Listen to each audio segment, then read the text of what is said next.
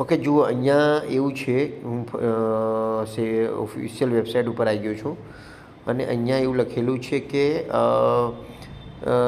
there are no agencies, cyber cafes or any other institutions recognized by St. Xavier's College. એટલે કોઈને એ લોકોએ રિકોનાઇઝ નથી કર્યું કે ભાઈ તમારું ફોર્મ ભરી દો ને.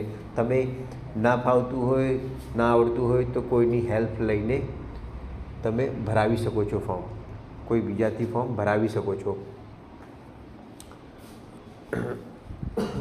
બટ આ લોકોએ કોઈને રિકોનાઇઝ નથી કર્યું. હા, પછી કોણ એલિજિબલ છે? તો student who have passed HSC examination from Gujarat બોર્ડથી પાસ હોય, CBSCથી પાસ હોય, ISCE,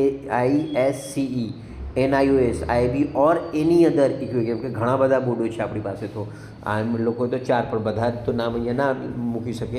એટલે બીજા પણ બોર્ડથી પાસ છો જે વેલિડ હોવું જોઈએ. તો ફોર UG એડમિશનમાં એ લોકોને એડમિશન UG માટે એ લોકો એલિજિબલ છે, બરાબર.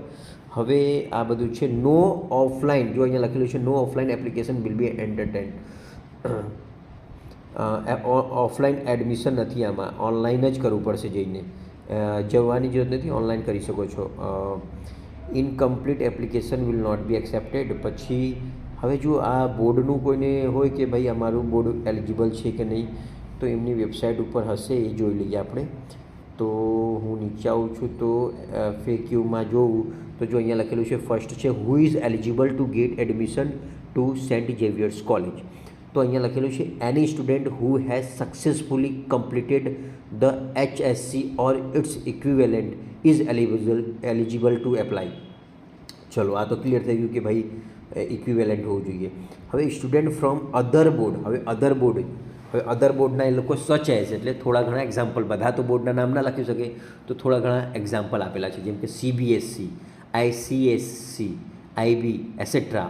ઓર ફ્રોમ એની ફોરેન બોર્ડ, એટલે બહારના બોર્ડ હોય, ઇન્ડિયાના બહારના બોર્ડ હોય, આ બધાને are required to obtain a provisional eligibility certificate, જેને PEC from Gujarat University before seeking admission to Saint Xavier's College. ઠીક છે.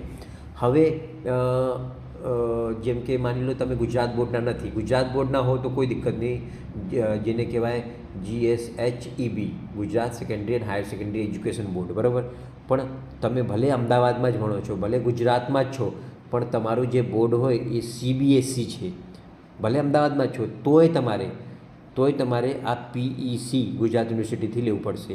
ભલે તમે ICSC બોર્ડ હો, IB હો, ફોરેન બોર્ડ હોય કે અધર સ્ટેટનું બોર્ડ હોય, રિકોનાઇઝ હોવું જોઈએ બસ, તો એનું એડમિશન ત્યાં મળશે. પણ એના માટે PEC એટલે કે પ્રોવિઝનલ એલિજિબિલિટી સર્ટિફિકેટ તમારી પાસે હોવું જોઈએ. હવે એ મળશે ક્યાંથી? તો એ મળશે તમને how do I get provisional eligibility certificate.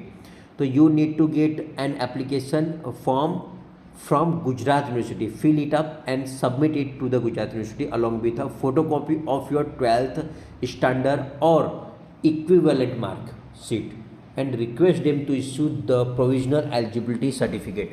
એમને રિક્વેસ્ટ કરશો, એ લોકો તમને આપી દેશે. તો એવું નથી કે ભાઈ તમે ઓપન બોર્ડથી કરો છો તો જ તમારે લેવાનું, એવું નથી. તમે અહીંયા લખેલું છે સાફ કે તમે CBSCથી જ છો, CBSC ઇવન ભલે એ અમદાવાદમાં સ્કૂલ છે તોય તમારે આ લેવું પડશે. તો આ રીતનું છે. અને આમાં એવું નહીં કે કોઈ રેફરન્સથી થઈ જાય, નહીં, ઓનલાઈન જ છે. ઓનલાઈન ફોર્મ ભરો, મેરિટમાં આવશે તો થશે. એટલે આપણે બીજી પણ કોલેજ ઓપ્શનમાં રાખવું પડશે. ઠીક છે, આ રીતનું છે.